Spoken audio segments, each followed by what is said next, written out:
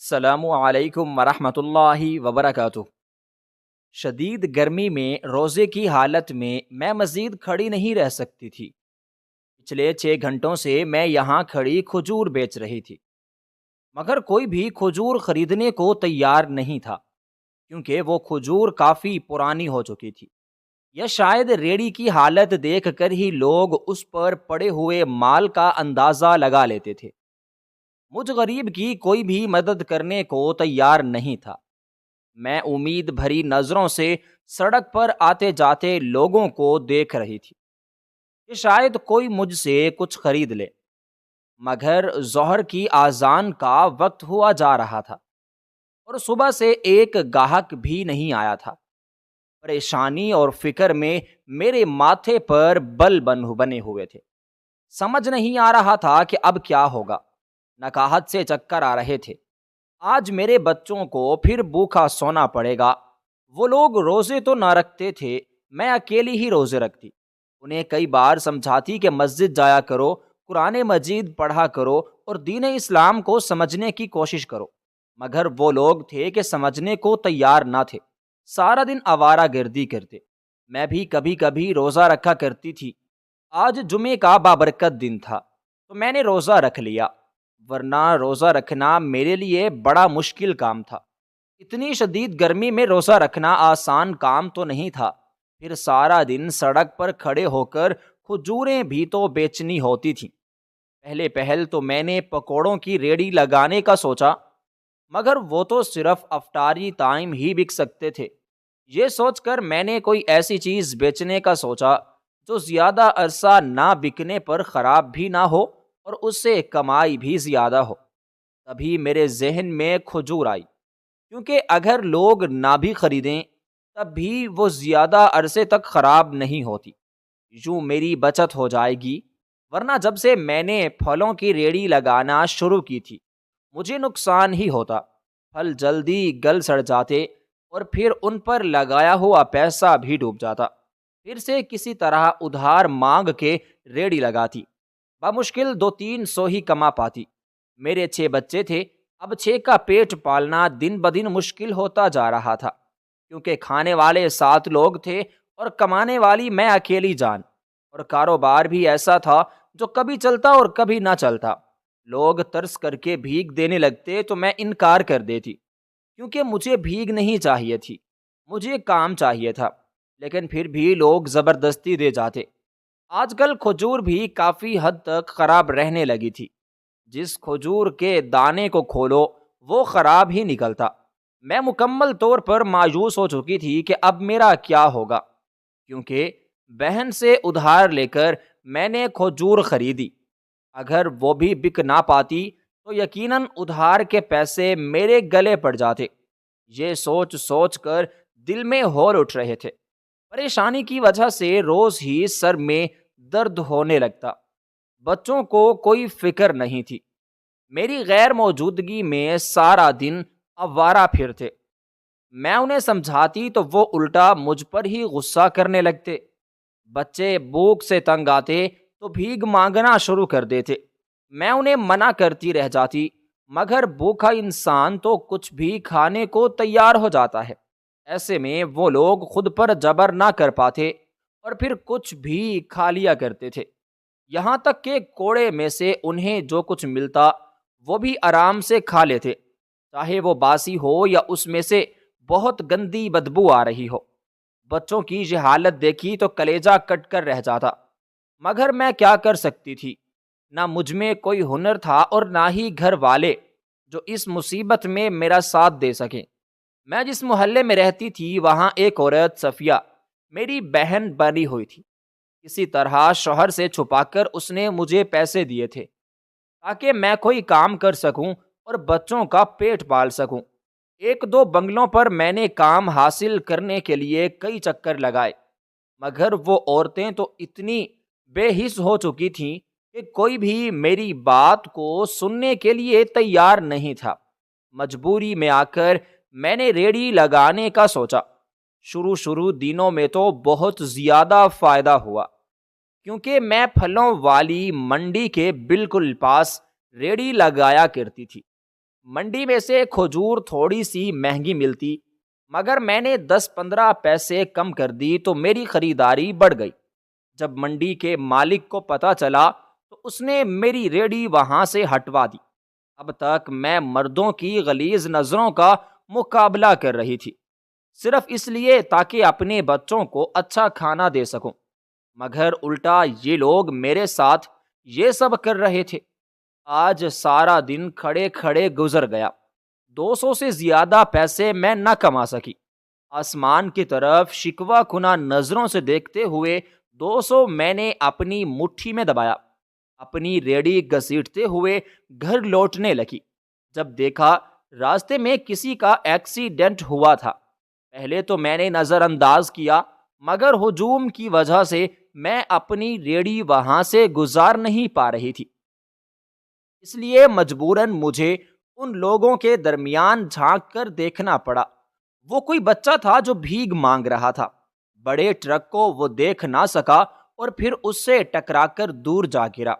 یہی نہیں، ایک آدمی جو دور سے بائک تیزی سے چلاتے ہوئے آ رہا تھا، وہ اس بچے کی ٹانگ پر بائک کو دوڑا گیا۔ وہ خود بھی ٹرک سے بچنا چاہ رہا تھا، مگر افسوس کہ اس کی موٹر سائیکل ٹرک کے نیچے آ گئی، لیکن وہ خود بچ گیا۔ یہ حادثہ اتنا عجیب طریقے سے ہوا تھا کہ لوگ افسوس کر رہے تھے۔ میں بھی اس بچے کا چہرہ دیکھنا چاہتی تھی۔ جیسے ہی میں آگے بڑھی، یہ دیکھ کر میں روتے ہوئے اس بچے کی جانب بڑھی۔ وہ کوئی اور نہیں، میرا سب سے چھوٹا بیٹا محمد تھا، جو نیچے گرا ہوا تھا۔ تکلیف کی شدت سے وہ بے ہوش ہو چکا تھا۔ اس کی حالت بتا رہی تھی کہ ایکسیڈنٹ کو ہوئے کافی دیر ہو چکی ہے۔ میں روتے ہوئے چلانے لگی تو لوگوں نے ایمبولینس کو کال کی۔ پھر ہم لوگ ایک سرکاری ہسپتال آ گئے۔ یہاں آ کر میرے بیٹے کا علاج کیا گیا، مگر انہیں میرے بیٹے کی ٹانگ کاٹنی پڑی، جو برے طریقے سے کچلی جا چکی تھی۔ میرا بیٹا تکلیف سے رو رہا تھا، میں اس کے پاس بیٹھی تھی۔ باقی بچے بھی میرے ساتھ تھے۔ تبھی ڈاکٹر آ کر غصہ کرنے لگا کہ ایک مریض کے ارد گرد اتنے لوگوں کا ہونا صحیح نہیں ہے، آپ میں سے کوئی ایک یہاں بیٹھے۔ تبھی میں نے اپنی بڑی بیٹی روبینہ کے ساتھ تمام بچوں کو گھر پر بھیج دیا اور خود میں اپنے بیٹے کے پاس بیٹھ گئی۔ وہ رو رہا تھا۔ میں اس پر غصہ کرنے لگی کہ یہ تم نے کیا کر دیا؟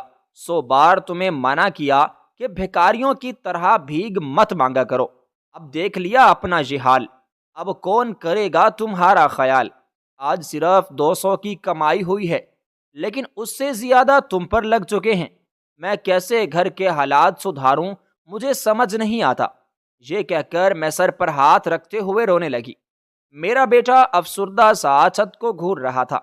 پہلے پہل تو میں بیٹے کے ایکسیڈنٹ کا غصہ تھا جو میں نے اس پر نکال دیا، پھر ممتا کا پیار بھر کر آیا تو میں نے اس کا سر اپنی گود میں رکھا اور ہاتھوں سے بال سہلانے لگی، اس کے آنسو صاف کیے اور ماتھے پر بوسہ دیا۔ میرا بیٹا اور زیادہ شدت سے رونے لگا، کیونکہ وہ سب سے زیادہ شرارتی تھا اور میرے تمام بچوں میں سب سے زیادہ چالاک اور ذمہ دار بھی۔ وہ کام ڈھونڈنے نکلتا، اگر کام نہ ملتا تو بھیک مانگ کر آ جاتا، مگر کبھی خالی ہاتھ گھر نہ آتا۔ جب میں کما نہ پاتی تو اکثر اسی کے پیسوں سے ہم لوگ روکھی سوکھی کھا لیا کرتے تھے۔ اسے اچھل کود کرنا بہت پسند تھا۔ اب تو وہ اپنی ٹانگ سے ہی محروم ہو گیا تھا۔ اس کی یہ حالت دیکھ کر مجھے رونا آ رہا تھا۔ میں روتی رہی اور خدا سے شکوہ کرتی رہی۔ میں جانتی ہوں کہ میں نے غلط کیا، مجھے اس طرح خدا سے شکوہ نہیں کرنا چاہیے تھا، مگر تب حالات ہی ایسے تھے کہ میں شکوہ کیے بنا نہ رہ سکی۔ آنکھوں میں سے آنسو مسلسل بہہ رہے تھے۔ آج جان بوجھ کر میں نے نماز ادا نہ کی کہ جتنی نماز ادا کروں اور اس رب کا شکر ادا کروں، وہ پھر بھی مجھے آزماتا ہے اور ایسی چیزوں سے آزماتا ہے جن کی تکلیف برداشت کرنا میرے بس میں نہیں ہے۔ میرا معصوم بچہ بیڈ پر بے سدھ لیٹا ہوا تھا۔ ڈاکٹر کئی بار آپریشن کا تقاضا کر چکے تھے، مگر میرے پاس پھوٹی کوڑی تک نہیں تھی۔ مجبوراً میں نے 2 دن وہاں رہنے کے بعد بچے کو ویل چیئر پر بٹھا کر میں اسے گھر لے آئی۔ ویل چیئر بھی میں نے خود نہ خریدی تھی، بلکہ زندگی میں پہلی بار میں نے چوری کی تھی، اور وہ چوری کی تھی ویل چیئر تاکہ اپنے بچے کو آرام سے گھر لے جا سکوں۔ دراصل میں جیسے ہی بچے کو واش روم لے گئی تو وہاں میری نظر مردانہ وارڈ پر پڑی، جہاں باہر کچھ ویل چیئر پڑی ہوئی تھی۔ میں نے سب سے نظروں کو چراتے ہوئے وہاں سے ویل چیئر اٹھا لی اور پھر کسی طرح اسے بچوں کے وارڈ میں لے آئی۔ کسی کو بھی مجھ پر شک نہ ہوا، کیونکہ ہسپتال والوں نے جو ویل چیئر دی تھی وہ انہوں نے واپس لے لی اور کہنے لگے کہ آپ لوگ اپنی لیں، جس کے گھر کھانے کو کچھ نہ ہو بھلا اس کے پاس اتنے پیسے کہاں آئیں گے۔ بچے کی خاطر میں نے وہ ویل چیئر اٹھا لی اور پھر بیٹے کو لیے گھر آ گئی۔ جہاں آئے تو بچوں کی بھوک سے بری حالت تھی۔ وہ بلکتے ہوئے کہنے لگے کہ ہمیں کھانا چاہیے۔ میں انہیں غصے میں ڈھونڈنے لگی، یہاں تک کہ بڑے بیٹے نے جب بدتمیزی کی تو میں نے اس پر ہاتھ اٹھا لیا۔ شرمندہ ہونے کے باوجود مجھ پر غصہ کرنے لگا، یہاں تک کہ اس کا بس نہیں چل رہا تھا کہ وہ پاؤں سے جوتا نکال کر مجھے ہی پیٹ ڈالے۔ آج کل وہ جن لڑکوں کی صحبت میں بیٹھتا تھا وہ نہ صرف چوری کرتے تھے بلکہ وہ جوا کھیلتے اور گھر والوں پر رعب جمانے کے لیے ماں باپ کو بھی مارنے سے باز نہیں آتے تھے۔ میں نے کئی بار اسے اس طرح کے لوگوں میں اٹھنے بیٹھنے سے منع کیا، مگر وہ تو دن بدن میرا نافرمان بنتا جا رہا تھا۔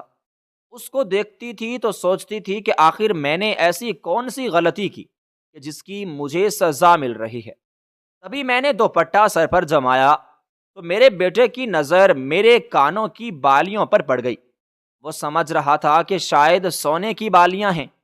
تبھی وہ کہنے لگا، یہاں گھر میں فاقے چل رہے ہیں اور تمہیں سونے کی بالیاں پہننے کی پڑی ہے، اتارو۔ میں نے کہا نہیں، یہ سونے کی نہیں ہے، یہ تو آرٹیفیشل ہے۔ لیکن وہ نہیں مانا، الٹا مجھ پر غصہ کرنے لگا۔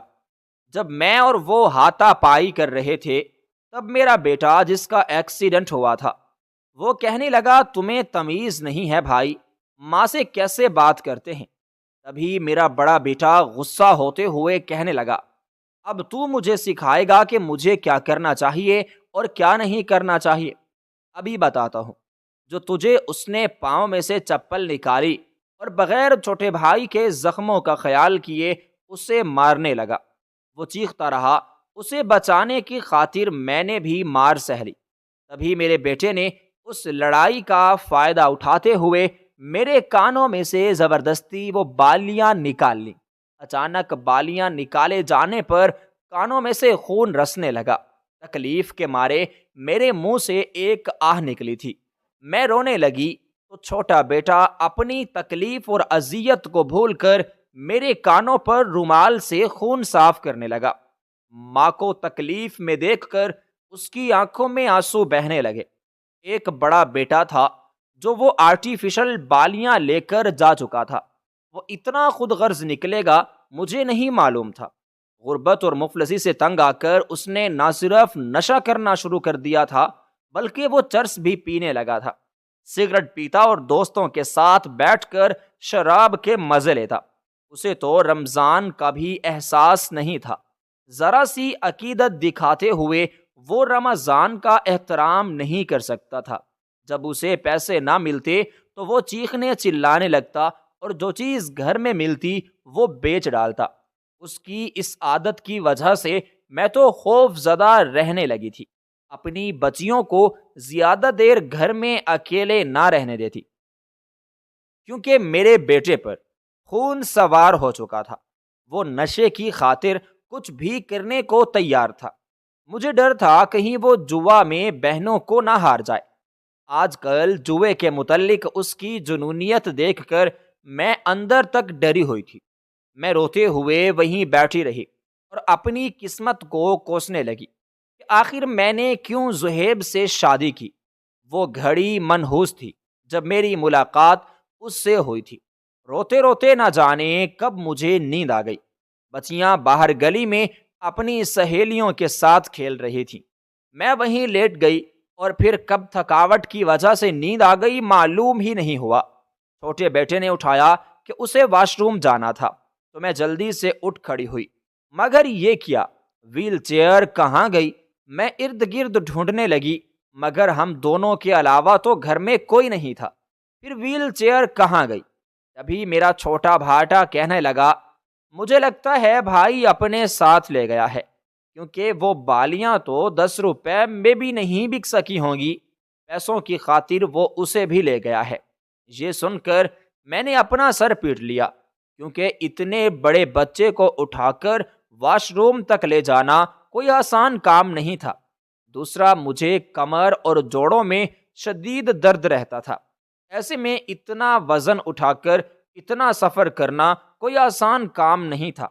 میں نے ہمت نہیں ہاری، بیٹے کو اٹھا کر واش روم تک لے گئی۔ وہاں سے واپسی پر جب کمرے میں لائی تو میری حالت دوہری ہو رہی تھی۔ مجھے جلد از جلد بہت سارے پیسوں کی ضرورت تھی۔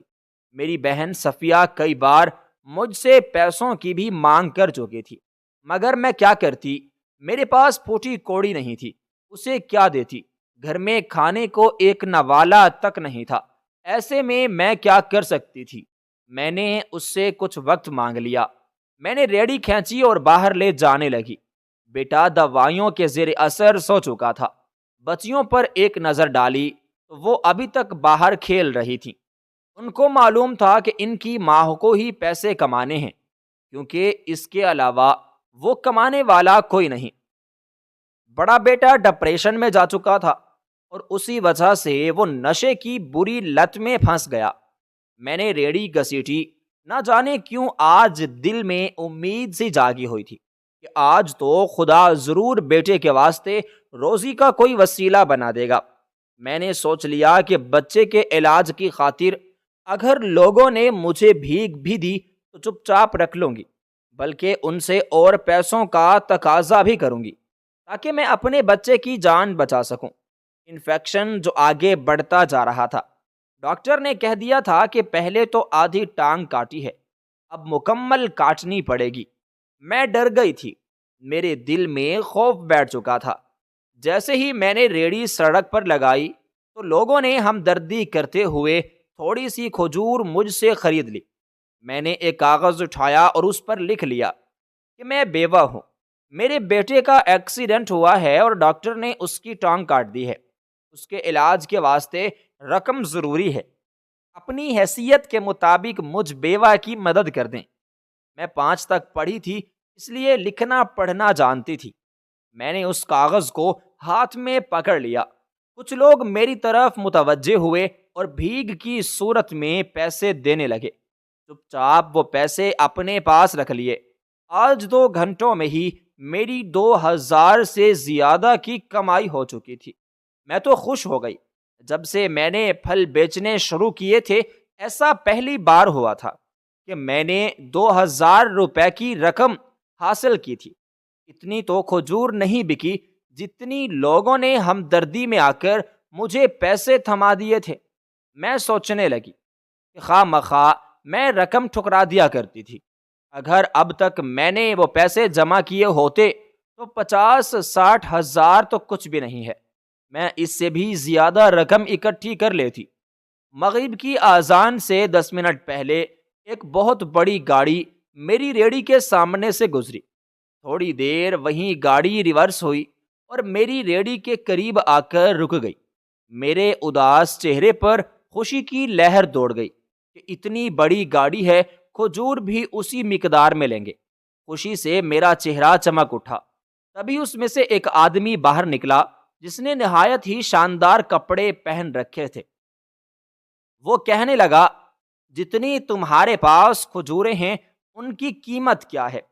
ویسے تو ان کی قیمت 10,000 روپے سے بھی کم تھی، کیونکہ ان میں سے زیادہ تر خراب ہو چکی تھیں، مگر میں نے برجستگی سے جواب دیا 20,000۔ اس آدمی نے میری طرف آئی برو اچکا کر دیکھا اور پھر اپنے والیٹ سے پیسے نکالتے ہوئے اس نے میرے ہاتھ میں تھما دیے۔ میں جلدی جلدی خوشی سے وہ کھجوریں پیک کرنے لگی۔ تبھی وہ آدمی مجھے کہنے لگا، مجھے یہ کھجوریں نہیں چاہیے، تمہیں ایک کام کرنا، میں روزانہ تمہیں پیسے بھجوا دیا کروں گا، تم یہ کھجور غریبوں میں بانٹ دینا۔ اس کی بات سن کر میں خوش ہو گئی کہ کھجور بھی نہ لینے پڑیں گے اور پیسے بھی مل جائیں گے۔ اس طرح تو میرے بیٹے کے علاج کے لیے جلد ہی رقم اکٹھی ہو جائے گی۔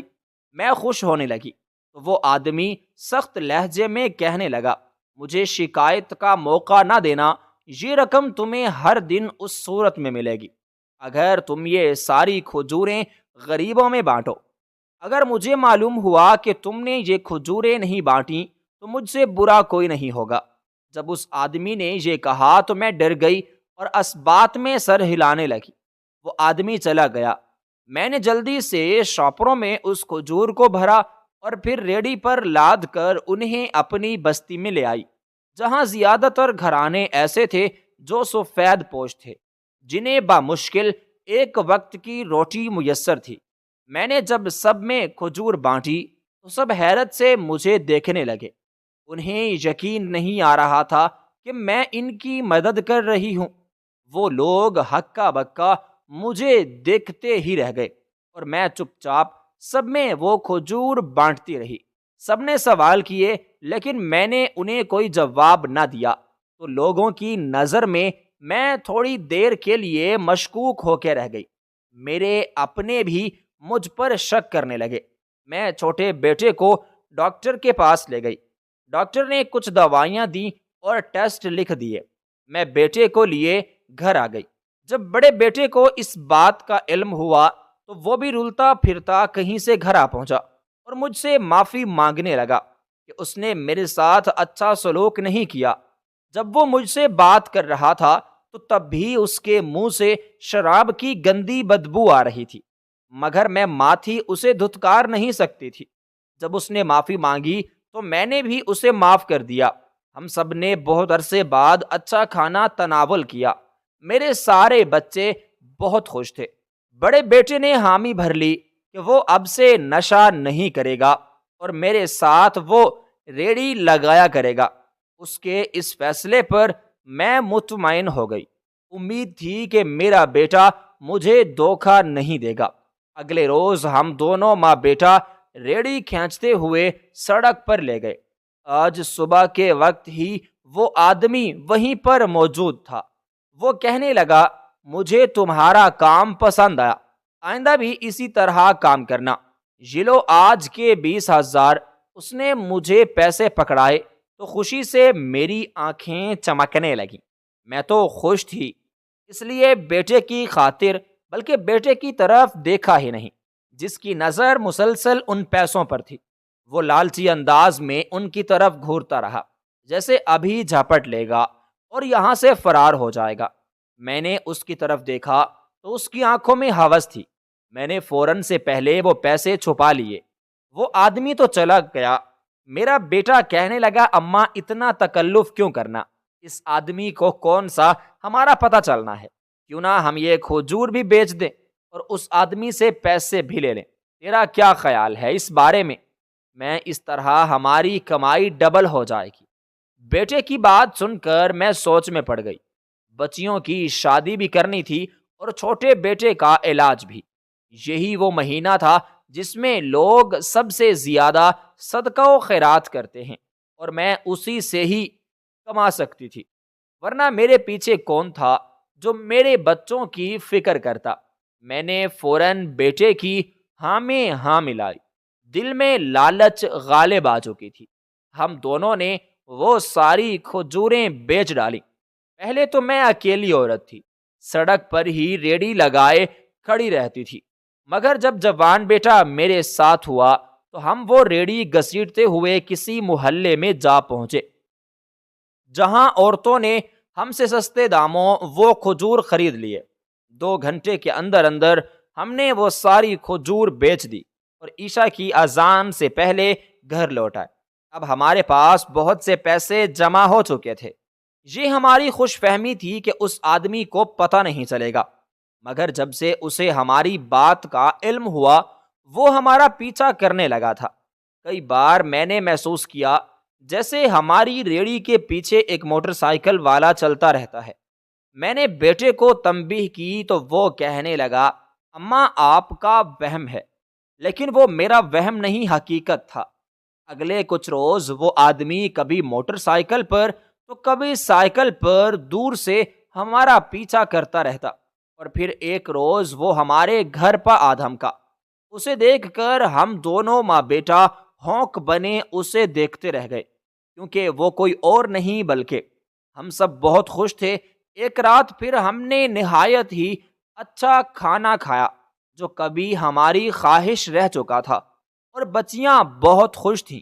بیٹے سے مشورہ کر کے میں نے اسے ایک ریڑھی خرید دی اور اسے بھی کھجور بیچنے کا مشورہ دیا، مگر وہ سبزیاں بیچنا چاہتا تھا۔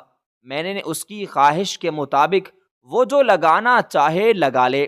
جب اسے آزادی ملی تو وہ مجھ سے بھی زیادہ کمانے لگا۔ 6 دن ہو گئے تھے جب وہ آدمی متواتر پیسے بھیج رہا تھا۔ میں بہت خوش تھی۔ ہمارے پڑوس میں رہنے والے نعیم بھائی، جن کا بیٹا ایک مزدور تھا، وہ لوگ کسی کے سامنے ہاتھ پھیلانے والے تو نہیں تھے، البتہ سفید پوش ضرور تھے۔ وہ رشتہ بڑا پسند آیا تو کسی طرح چھوٹا موٹا جہیز تیار کرنے کے بعد رمضان میں ہی میں نے بیٹی کا نکاح اس سے کر دیا، جو 15 برس کی ہو چکی تھی۔ جہیز تیار ہو چکا تھا، اب پریشانی تھی تو صرف ایک کہ کس طرح شادی کا خرچ اکٹھا کر لیا جائے۔ ہم غریبوں کے جہیز میں ہوتا ہی کیا ہے، 2-4 چارپائیاں، ایک صندوق اور 2-4 جوڑے کپڑے، اور اگر کوئی خرید سکے تو استعمال کے لیے برتن بھی۔ نہیں تو بھائی ہمارے حالات سے واقف تھے، اس لیے انہوں نے مجھے کھلی چھوٹ دے دی کہ میں جو دینا چاہوں دوں۔ ان کی بیوی وفات پا چکی تھی۔ 3 بیٹوں کی پرورش انہوں نے خود کی تھی، اور کبھی بھی انہوں نے دوسری شادی کا خیال اپنے ذہن میں نہیں لایا تھا۔ البتہ میں انہیں کئی بار اس متعلق کہہ چکی تھی کہ وہ اب دوسری شادی کر لیں، بچے تو شادیاں کر لیں گے، اپنے گھروں کے ہو جائیں گے، ان کا خیال کون رکھے گا؟ تو کہنے لگا، جس نے پیدا کیا ہے خیال بھی وہی رکھے گا۔ بھائی کی بات میرے دل پر لگتی تو مجھے حوصلہ ملتا، میں پھر سے محنت شروع کر دیتی۔ زہیب اور میری شادی بھی ایک روایتی شادی تھی، جس میں نہ تو کوئی پسند نہیں تھی اور نہ ہی انکار کی کوئی خاص وجہ۔ وہ اپنے والدین کے فیصلے پر سر جھکا چکا تھا، اور ہم لڑکیوں کو اس معاملے میں بولنے کی اجازت ہی نہیں ہوتی۔ میرے والد ایک مسجد میں امام کے فرائض سر انجام دے رہے تھے۔ امام صاحب اماں حافظ قرآن تھی، مگر کوئی خاص ان کے پاس ہنر نہیں تھا۔ محلے کی بچیوں کو پڑھا کر جو رقم حاصل ہوتی، اس سے انہوں نے میرا جہیز اکٹھا کرنا شروع کر دیا۔ ہم غریبوں کے ہاں بھی غریبوں کے رشتے آتے ہیں، یہی میرے ساتھ ہوا۔ زہیب ایک سکول میں کینٹین چلایا کرتا تھا۔ اس کی ماں اسے سموسے بنا دیتی اور بریانی کا ایک بڑا پتیلا، جو چٹوری لڑکیاں بریک کے 30 منٹ میں ہی چٹ کر جاتی۔ اسکول میں بچیوں کی تعداد بڑھی تو ہمارا کام بھی بڑھ گیا۔ کام بڑھنے کی وجہ سے میری ساس اکیلی ہوئی تو کام نہ کر سکتی تھی، تبھی اس نے میری شادی کی رٹ لگا دی۔ ابا مولوی تھے، انہوں نے سادگی کو ترجیح دی۔ دوسرا، ان کے پاس اتنا پیسہ بھی نہیں تھا کہ دھوم دھام سے شادی کر سکتے، اس لیے جمعہ کے دن چند لوگوں کی موجودگی میں نکاح ہوا، سادگی سے رخصتی ہوئی، اور پھر تھوڑی دیر بعد ہی ولیمہ شروع ہو گیا۔ ولیمہ کے نام پر لوگوں میں چاول تقسیم کیے گئے، جو کسی کو ملے تو کسی کو نہ ملے، کیونکہ فوراً تیز بارش شروع ہو گئی تھی۔ کچھ لوگ تو اپنے گھروں کو چلے گئے اور باقی لوگوں نے مسجد میں ڈیرا ڈال لیا۔ ہر طرف بدمزگی پھیل گئی تھی، مہمان بھوکے چلے گئے اور گھر میں اتنا سارا کھانا باقی رہ گیا۔ میری ساس کے کہنے پر ہم نے وہ کھانا اگلے دن اسکول کی کینٹین میں بھیج دیا۔ وہ چاول اسکول کی بچیوں کو بہت زیادہ پسند آئے۔ چند ہی منٹوں میں سارے چاول بک گئے۔ میں پہلی بار اسکول گئی تھی، وہاں جا کر مجھے بہت زیادہ اچھا لگ رہا تھا۔ ایک بچہ جو گمسم بیٹھا رہتا تھا، جس کے پاس کھانے کو پیسے تک نہ تھے، شوہر سے نظریں بچا بچا کر میں اسے مفت میں وہ کھانا کھلا دیا کرتی تھی، تو وہ خوش ہو جاتا، کچھ کہتا نہیں تھا۔ مگر اس کی تشکر بھری نظریں ساری کہانی کیا سناتی تھیں۔ اسے خوش دیکھ کر مجھے خوشی محسوس ہوتی تھی۔ گھر کے حالات سے تنگ آ کر اس نے کئی بار خودکشی کی کوشش کی۔ میں نے اس بچے کو بچا لیا اور پھر روزانہ اسے اپنے پاس بلا کر سمجھانے لگی۔ یوں موت کا خیال اس کے ذہن سے نکل گیا۔ اب وہ جینا چاہتا تھا۔ اس کی سوچ بدل کر مجھے بہت خوشی محسوس ہوئی۔ 3 سال یہ سلسلہ چلتا رہا۔ ایک روز میرے شوہر نے اس بچے کو مفت کا کھانا دیتے ہوئے مجھے دیکھ لیا تو وہ پہلے ہی گرمی کی وجہ سے شدید غصے میں تھا۔ بنا سوچے سمجھے اس نے مجھے ایک تھپڑ مار دیا۔ وہ بچہ اس وقت دیکھ رہا تھا۔ اس کے بعد وہ کبھی بھی مجھ سے کھانا مانگنے نہ آیا۔ جب بھی میں اسے کھانا دینے کے لیے بلاتی تو وہ وہاں سے چلا جاتا۔ کچھ عرصے بعد وہ کلاس میں بھی غیر حاضر رہنے لگا۔ مجھے وہ بچہ بڑا یاد آتا تھا۔ اب میں نماز میں بھی اس کے لیے ڈھیر ساری دعائیں کرتی۔ ایسے لگتا جیسے میرا اپنا بچہ کھو گیا ہو۔ کافی عرصے تک جب اس کا کچھ پتہ نہ چل پایا تو مجھے بہت دکھ ہوا۔ پھر میں نے اس حقیقت کو تسلیم کر لیا اور اپنے کام میں مصروف ہو گئی۔ زیادہ خرچ بھی نہ کرنا پڑے اور کام بھی ہو جائے۔ میرے شوہر نے کھانا بنانے والے آدمی سے رابطہ کیا جس نے ہمارے ولیمے میں چاول بنائے تھے۔ ان دونوں نے معاہدہ طے کر لیا کہ وہ جس شادی میں بھی کھانا بنانے جائے گا، اگر وہاں کھانا بچ جائے تو وہ فوراً میرے شوہر کو کال کرے۔ اس طرح میرا شوہر وہ کھانا کم قیمت میں حاصل کر کے کینٹین میں مہنگے داموں بیچتا۔ بچیاں خوش ہو جاتی ہیں اور میرے شوہر کو زیادہ پیسے ملتے۔ شروع میں تو یہ مجھے بہت برا لگا، مگر پیسوں کو دیکھ کر میں بھی راضی ہو گئی۔ یوں ہماری کمائی میں اضافہ ہوا۔ اگلے کچھ روز تک بچوں کو ہم وہ کھانا دیتے رہے۔ تھوڑا عرصہ تو ٹھیک رہا، مگر کسی طرح پرنسپل کو بھنک پڑ گئی کیونکہ بچیوں کی طبیعت خراب رہنے لگی تھی۔ پرنسپل نے کارروائی کی۔ جو انہیں حقیقت معلوم ہوئی تو انہوں نے ہمیں کینٹین سے ہی نکلوا دیا۔ میری ساس مجھے ہی منحوس کہنے لگی کہ یہ سب کچھ اس کی وجہ سے ہوا ہے۔ میں بیچاری تو شرمندہ ہو کر رہ گئی۔ سوچ بھی نہ سکتی تھی کہ مجھ پر ایسا الزام بھی لگ سکتا ہے۔ یہی ہمارے برے دن شروع ہوئے۔ میرے شوہر کو کینٹین کا کام کرنے کے علاوہ کوئی کام نہیں آتا تھا۔ وہ بیچارے ریڑھی لگانے پر مجبور ہو گئے۔ ہماری شادی کو 6 سال گزر گئے اور ہمارے 6 بچے بھی پیدا ہو چکے تھے۔ اماں ابا وفات پا گئے تھے۔ محلے والوں کی طرف سے انہیں جو امام کے طور پر گھر ملا تھا انہوں نے وہ بھی واپسی لے لیا تھا۔ میرا شوہر اور اس کی والدہ ایک کرائے کے مکان میں رہتے تھے۔ ایک روز میرا شوہر ریڑھی کو سڑک سے پار کروا رہا تھا جب ایک بڑے ٹرالے سے اس کا ایکسیڈنٹ ہوا اور وہ وہیں موقع پر فوت ہو گیا۔ اب کھانے پینے کے لالے پڑ گئے۔ جب تک ساس زندہ رہی تو اس نے ہر چیز کو اچھے سے سنبھالا۔ میرے پیچھے میرے بچوں کا وہ خیال کرتی اور میں سڑک پر ریڑھی لگاتی۔ وہ خود بھی لوگوں کے گھروں میں کام کاج کر کے پیسہ کمایا کرتی تھی کیونکہ کرایہ دار مجھ پر بری نظر رکھتا تھا اور وہ مجھے کئی بار شادی کے لیے بھی مجبور کر چکا تھا، مگر میں تھی کہ اس کے کہے میں ہی نہیں آ رہی تھی۔ ایک روز تنگ آ کر اس نے مجھے گھر سے نکال دیا۔ بچوں کے ساتھ بھٹکتے ہوئے میں ایک بنگلے میں جا پہنچی۔ وہاں کی مالک نے تو مدد کرنے سے انکار کر دیا، مگر وہاں کام کرنے والی عورت ریحانہ جو میری ساس کی بہترین دوست تھی، وہ مجھے اپنے گھر لے آئی اور اس نے اپنے گھر میں پناہ دی۔ ایک کچے صحن والا گھر جس میں 2 کمرے بنے ہوئے تھے۔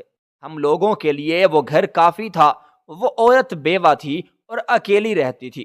جب تک وہ زندہ رہے تو ہمارے حالات زیادہ خراب نہ ہوئے، مگر اس کے مرتے ہی ایک بار پھر کھانے کے لالے پڑ گئے۔ اب تو نوبت فاقوں کی آ چکی تھی۔ جو آدمی ہمیں روز پیسے دیا کرتا تھا، ایک روز سڑک پر ہمیں غیر حاضر دیکھ کر وہ ہمارے گھر آ گیا۔ کہنے لگا آج کی کھجوریں پیک کر کے دے دو۔ میں خود سب کے گھروں میں بانٹ دوں گا۔ اس کی اس بات پر ہم دونوں ماں بیٹا ایک دوسرے کو دیکھنے لگے کہ ہم تو کھجور خرید ہی نہیں رہے تھے۔ تبھی میرا بیٹا کہنے لگا، ہم نے سبزیاں خریدی ہیں، کیونکہ لوگ اب کھجور نہیں لینا چاہتے۔ جو ان کے لیے بہتر تھا ہم نے وہی کیا۔ تبھی وہ آدمی کہنے لگا، کوئی بات نہیں، جو چیز بھی ہے، ہم صرف نیکی کے لیے یہ کام کر رہے ہیں۔ اب وہ سارا سامان پیک کر دیجئے، آج میں بھی آپ کے ساتھ وہ ساری سبزیاں بٹوانے کے لیے چلوں گا۔ یہ سن کر میرے ہاتھ پاؤں پھول گئے۔ جلدی جلدی سے جو میرے بیٹے کی ریڑھی پر سبزیاں پڑی ہوئی تھیں، ہم نے اسے شاپروں میں تقسیم کیا اور پھر اٹھا کر اس آدمی کے پیچھے پیچھے چلنے لگے۔ ہم نے مستحق لوگوں میں وہ سبزی بانٹ دی۔ لوگ خوش ہو رہے تھے اور ہمیں دعائیں دے رہے تھے۔ ابھی ہم سامان دے کر فارغ ہی ہوئے تھے جب دو بڑی گاڑیاں ہمارا پیچھا کرنے لگیں۔ وہ آدمی تو کب کا جا چکا تھا۔ خوف کے مارے ہم لوگ بھاگ رہے تھے۔ وہ گاڑیاں ابھی تک ہمارا پیچھا کر رہی تھیں۔ میں تو کئی بار لڑکھڑائی۔ بیٹے نے آگے بڑھ کر ہاتھ دیا تو ہم دونوں نے مضبوطی سے ایک دوسرے کا ہاتھ تھاما اور کانپتے ہوئے ہاتھوں سے ہم لوگوں نے وہ پرس پکڑا جس میں پیسے تھے اور بھاگنے لگے۔ ہمیں لگا اس آدمی کو حقیقت معلوم ہو گئی ہے اور اب وہ ہمیں نہیں چھوڑے گا۔ اسی ڈر کی وجہ سے ہم وہاں سے بھاگے تھے۔ مجھے لگا آج ہماری خیر نہیں ہے، یقیناً وہ آدمی ہمیں پولیس کے حوالے کر دے گا۔ اسی ڈر سے ہم دونوں تقریباً بھاگتے ہوئے چل رہے تھے۔ دھیرے دھیرے وہ گاڑیاں ہمارا پیچھا کرنے لگیں۔ میں تو بہت زیادہ ڈر گئی تھی۔ میرا بیٹا کہنے لگا، ہمیں ان سے بات کرنی چاہیے، مگر میں نے اسے روک دیا اور کہا کہ نہیں، یہ لوگ خطرناک بھی ہو سکتے ہیں، یہاں رکنا بے وقوفی ہے، چلو میرے ساتھ۔ وہ نہ کرتے میرے ساتھ چل پڑا۔ ہم لوگ اس سے پہلے گھر میں داخل ہوتے، گھر کا منظر دیکھ کر ہم لوگ دنگ رہ گئے، کیونکہ ہمارے گھر میں مستری لگے ہوئے تھے۔ مزدور اپنا کام تندہی سے کر رہے تھے، یہاں تک کہ گھر کو پھر سے بنایا جا رہا تھا۔ ایک وقت کے لیے تو ہم سب پریشان سے ہو گئے کہ نہ جانے ہم کس کے گھر میں گھس گئے۔ غور کیا تو ہمارا اپنا گھر ہے۔ تبھی غور کیا تو معلوم ہوا گھر تو ہمارا اپنا ہے، مگر یہ سب کیا ہو رہا ہے اور کون کروا رہا ہے؟ ہم لوگ اندر داخل ہوئے تو مستری ہماری جانب بڑھا اور کہنے لگا، آپ لوگوں کو پریشان ہونے کی ضرورت نہیں ہے، عید سے پہلے کام کاج مکمل ہو جائے گا۔ ہم دونوں حیرت سے انہیں دیکھتے رہے۔ تبھی میرا بیٹا پوچھنے لگا، آپ لوگ یہ سب کیا کر رہے ہیں؟ ہم نے تو آپ کو نہیں بلایا۔ تبھی وہ کہنے لگے کہ ہمیں زیادہ نہیں معلوم، لیکن جن صاحب نے ہمیں یہ کام کرنے کو کہا ہے وہ 15 منٹ میں پہنچنے والے ہیں۔ آپ لوگ خود ان سے دریافت کر لیجئے گا، تب تک ہم اپنا کام کاج کر لیتے ہیں۔ ہم دونوں بہت زیادہ ڈرے ہوئے بھی تھے، چپ چاپ چارپائی پر بیٹھ گئے۔ روزہ تو تھا نہیں، اس لیے پانی پینے لگے۔ اب ہمارے فاقوں کے دن نہیں رہے تھے۔ گھر میں بھی اچھی خاصی رقم موجود تھی اور کھانا بھی پڑا ہوا تھا، مگر اتنا بھاگتے ہوئے گھبراہٹ کے مارے کچھ کھانے کو ہی جی نہیں چاہ رہا تھا۔ مستری ایک نیا کمرہ ہمارے چھوٹے سے گیٹ کے ساتھ بنا رہے تھے، آدھا سے زیادہ مکمل بھی ہو چکا تھا۔ ہم حیران تھے لیکن مطمئن زیادہ تھے کہ جو کوئی بھی ہے شاید ہماری مدد کرنا چاہ رہا ہے۔ ابھی ہمیں بیٹھے ہوئے 10 منٹ بھی نہ ہوئے تھے جب کچھ آدمی ایک جیسے سوٹ پہنے ہوئے گھر میں داخل ہوئے۔ ان سب میں ایک آدمی کہنے لگا، رحیم صاحب نے آپ کو اپنے گھر طلب کیا ہے، وہ یہاں نہیں آ سکتے، اس لیے چاہتے ہیں کہ آپ لوگ ہمارے ساتھ چلیں تاکہ وہ آپ سے ملاقات کر سکیں۔ ہم لوگ حیران تھے۔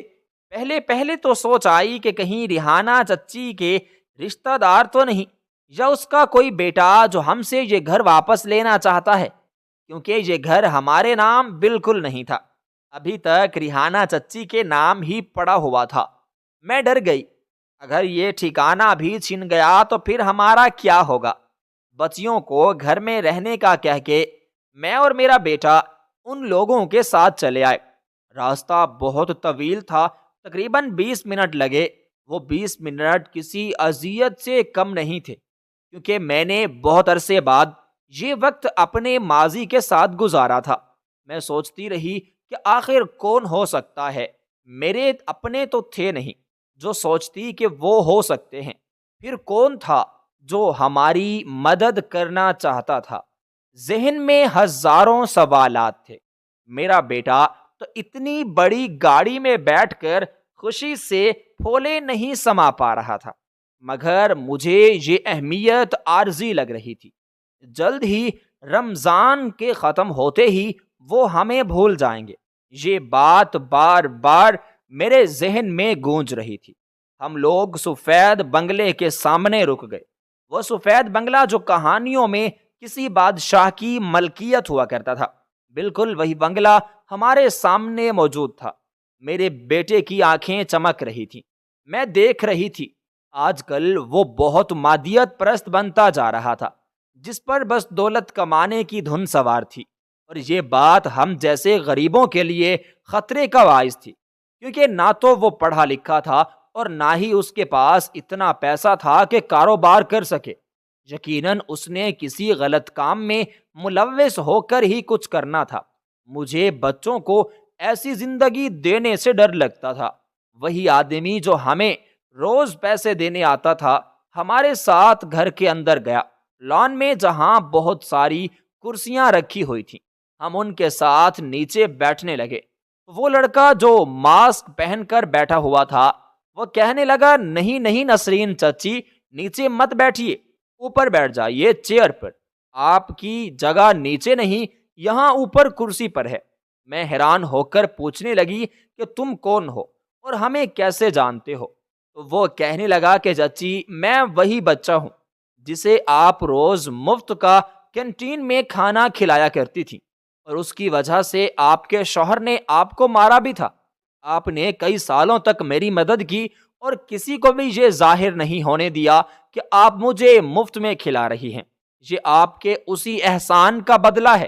آپ کا گھر چند دنوں میں مکمل ہو جائے گا اور ہر ماہ آپ کو معقول رقم ملتی رہے گی، جب تک کہ آپ کے بچے پاؤں پر کھڑے نہیں ہو جاتے، اور آپ کے چھوٹے بیٹے کا علاج میرے سر پر ہے، میں خود کروا لوں گا۔ میں وعدہ تو نہیں کرتا کہ وہ بالکل ٹھیک ہو جائے گا، لیکن وہ اپنے پیروں پر چلنے کے قابل ضرور ہو جائے گا۔ اس کی بات سن کر مجھے وہ بچہ یاد آنے لگا جو پریشان پریشان صورت لیے کینٹین کے پاس بیٹھا روتا رہتا تھا۔ میرے چہرے پر شناسائی کی رمق قود آئی تو میرا بیٹا حیرت سے میری طرف دیکھنے لگا۔ یہ واقعہ کوئی 20 سال پرانا ہے۔ تبھی میں کہنے لگی، تم نے کبھی بھی مجھے نہ بتایا کہ آخر تم روتے کیوں رہتے تھے؟ ایسی کیا وجہ تھی کہ تم ہر وقت اداس ہی رہتے؟ تبھی وہ کہنے لگا، ابا نے اپنے سے کم حیثیت لوگوں میں شادی کی تھی، یہ دادی کو گوارا نہیں تھا، اس لیے انہوں نے اماں کو طلاق کروا دی۔ اماں ایک غریب گھرانے سے تعلق رکھتی تھی، وہ مجھے پڑھا تو سکتی تھی مگر میرے ایکسٹرا اخراجات نہیں پورے کر سکتی تھی۔ یہی وجہ تھی کہ میں کینٹین میں کھانا نہیں کھا سکتا تھا۔ میں سارا وقت اپنے باپ کو یاد کر کے روتا رہتا۔ اماں کو کینسر ہوا تو وہ جلد ہی میرا ساتھ چھوڑ گئی، مگر میں نے پڑھائی نہ چھوڑی، یہاں تک کہ ایک روز میرے والد مجھے ڈھونڈتے ہوئے میری نانی اماں کے گھر آ گئے۔ وہ مجھے اپنے ساتھ لے جانا چاہتے تھے مگر میں جانا نہ چاہتا تھا، مگر سب کے مجبور کرنے پر میں بابا کے ساتھ آ گیا۔ اس روز میں نے آپ لوگوں کو ہسپتال میں دیکھا تھا۔ دیکھتے ہی میں پہچان گیا کہ آپ وہی عورت ہیں جس نے مجھے جینے کا ڈھنگ سکھایا تھا، ورنہ آج شاید کسی نشئی بچے کی طرح میں سڑک پر رول رہا ہوتا۔ اس کی بات سن کر میری آنکھوں سے آنسو بہنے لگے۔ ہم دونوں کافی دیر تک باتیں کرتے رہے۔ وہ مجھے ماجی کہہ کر مخاطب کرتا رہا۔ ماضی واقعی میں دردناک تھا، جہاں میں نے بہت سے اپنوں کو کھویا تھا۔ ہم لوگ تھوڑی دیر وہاں بیٹھے اور پھر اپنے گھر آ گئے۔ میرا بیٹا مجھے داد دے رہا تھا کہ اگر میں رحیم کی مدد اس وقت نہ کرتی تو شاید ہمارے حالات پہلے سے بھی زیادہ خراب ہوتے۔ اچھے کام کا صلہ بھی اچھا ہوتا ہے، کبھی بھی برائی اچھائی کو مات نہیں دے سکتی۔